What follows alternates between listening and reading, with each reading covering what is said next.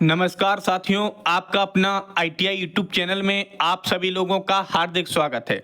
आज के वीडियो का थंबनेल सभी साथियों ने चेक कर लिया होगा। जो आज का हमारा वीडियो रहने वाला है वह यूपी स्कॉलरशिप से रिलेटेड बहुत ही इंपॉर्टेंट न्यूज है, जो कि आप सभी लोगों के लिए बहुत ही महत्वपूर्ण रहने वाली है।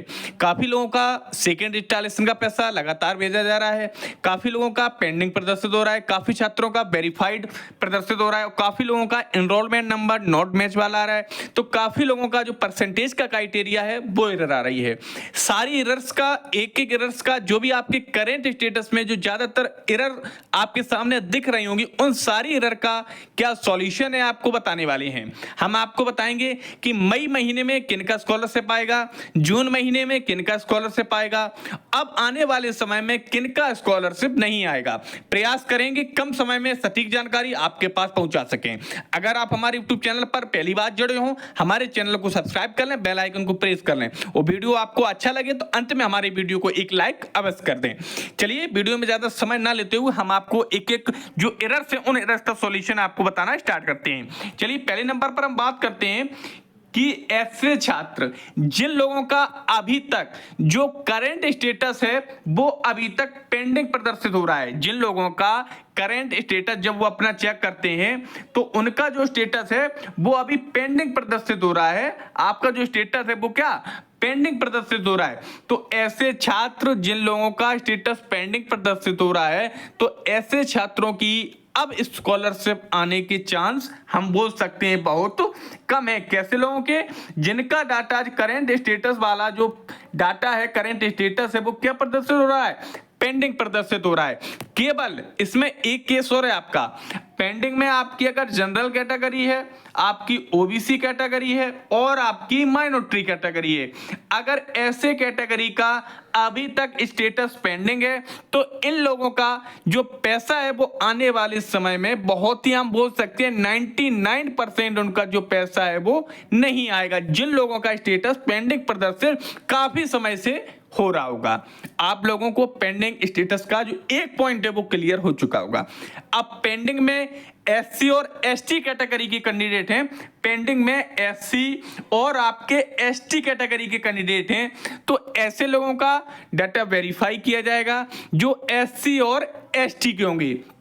काफी छात्र ऐसे हैं कि एसटी वाले भी और एससी वाले भी जिनका फॉर्म अभी तक पेंडिंग है, तो इन लोगों का क्योंकि पैसा सेकंड इंस्टॉलेशन भी भेजा जाता है और इनका जो फॉर्म होता है वो थर्ड फेज में भी फॉर्म ऑनलाइन किया जाता है। तो इन लोगों के पास एक अभी उम्मीद बनाए रखना है, एससी और एसटी कैटेगरी जिनका अभी तक पेंडिंग प्रदर्शित हो रहा है। उम्मीद किन्हें छोड़ देना है, माइनॉरिटी, जनरल और ओबीसी वाले कैंडिडेट। एक केवल बोल सकते हैं 1% आपके पास मौका है, आप शिकायत करिए, जनसुनवाई पोर्टल पर शिकायत करिए। और हमने आपको जो 1076 का एक हेल्पलाइन नंबर बताया था, इस हेल्पलाइन नंबर पर बात करिए। 1% केवल चांस है आपकी स्कॉलरशिप आने का। तो जो पेंडिंग वाला ऑप्शन है वो आपका उम्मीद रहा होगा क्लियर हो चुका होगा।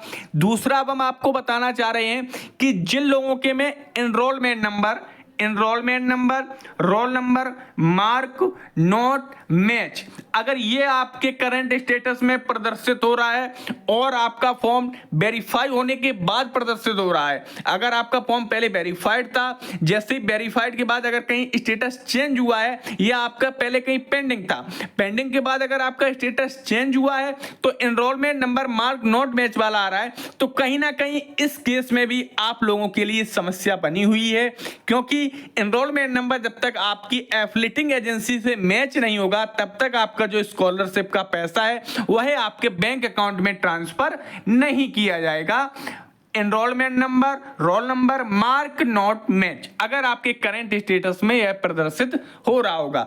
इस केस में जनरल, ओबीसी और माइनॉरिटी वाले उम्मीद कम है, लेकिन एससी और एसटी कैटेगरी के ऐसे कैंडिडेट जिन्होंने अपने करेक्शन में इस डिटेल्स को, इस एरर को सही करवा लिया है, एससी और एसटी कैटेगरी कैंडिडेट, तो उनका स्कॉलर आने वाले समय में उनके बैंक अकाउंट में देखने को मिल जाएगा।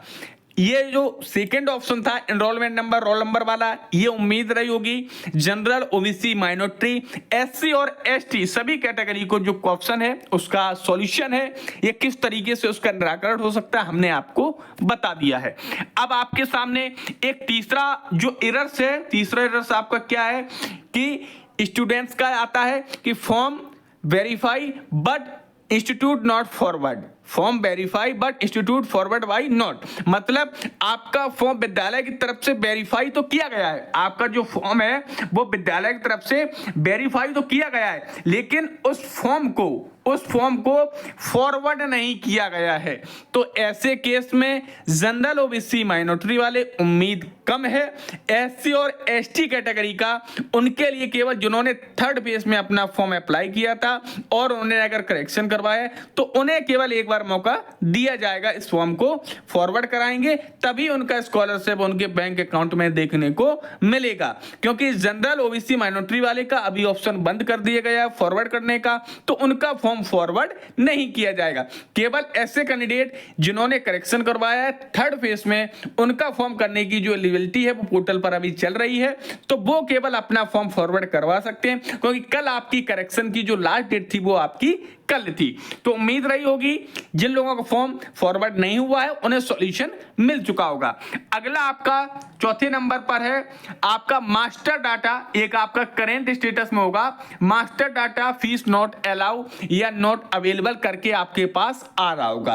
तो इस केस में आपके कॉलेज ने कहीं ना कहीं मास्टर डाटा की जो फैकल्टी होती है उसमें कहीं ना कहीं जो फॉर्म फिल होता है वो कहीं ना कहीं फॉर्म फिल नहीं किया गया है, इसलिए जो आपकी एफिलिएटिंग एजेंसी है उसके द्वारा जो मास्टर फीस उनके पास नहीं पहुंची है, उनके आधार पर भी आपके करेंट स्टेटस में जो एरर्स थी उन्होंने प्रदर्शित करवा दिए। तो ऐसे लोगों की उम्मीद कम है, उनके बैंक अकाउंट में स्कॉलरशिप नहीं आएगी।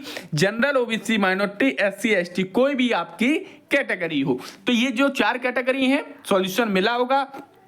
अब आपके सामने पांचवी कैटेगरी हम बताएंगे कि जिनका फॉर्म डिस्ट्रिक्ट की तरफ से वेरीफाई हो चुका है, हम बोल सकते हैं डिस्ट्रिक्ट की तरफ से वेरीफाई हो चुका है, उनका अभी तक अगर पैसा नहीं आया है तो ऐसे कैंडिडेट जिनका फॉर्म वेरीफाई हो चुका है वो तुरंत 1076 पर कंप्लेंट करें। अगर पहले कहीं कंप्लेंट कर दी है तो उसे रिमाइंडर करें, जन सुनवाई पोर्टल पर शिकायत करें। इनकी उम्मीद है इनका स्कॉलरशिप उनके बैंक अकाउंट में देखने को मिल जाएगा। कोई भी आपकी कैटेगरी हो, जनरल, माइनॉरिटी, ओबीसी और आपकी एससी और एसटी कोई भी आपकी हो, एक बार आपका फॉर्म अगर वेरीफाइड है तो अभी उम्मीद आपके पास है आपका स्कॉलरशिप आपके बैंक अकाउंट में ट्रांसफर किया जाएगा। अगला हम आपको जो करंट स्टेटस है वो आपको बताना चाह रहे हैं।